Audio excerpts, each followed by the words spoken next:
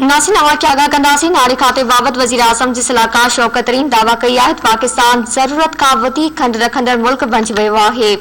समाजी राब्तनि वारी website Twitter ते जारी कयल बयान में शौकत तरीन चयो त पाकिस्तान इक़्तिसादी तौर तेज़ीअ सां तरक्की करे रहियो आहे।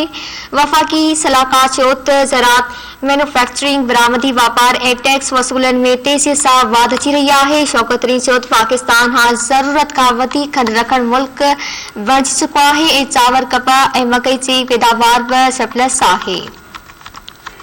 अवां खे आगाह कई पिया नारे खाते बाबत वज़ीर आज़म जे सलाहकार शौकत तरीन दावा कई आहे त पाकिस्तान ज़रूरत खां वधीक खंड रखंदड़ मुल्क बणिजी वियो आहे। समाजी राब्तनि वारी वेबसाइट ट्विटर ते जारी कयल बयान में शौकत तरीन चयो त पाकिस्तान इक़्तिसादी तौर तेज़ीअ सां तरक्की करे रहियो आहे।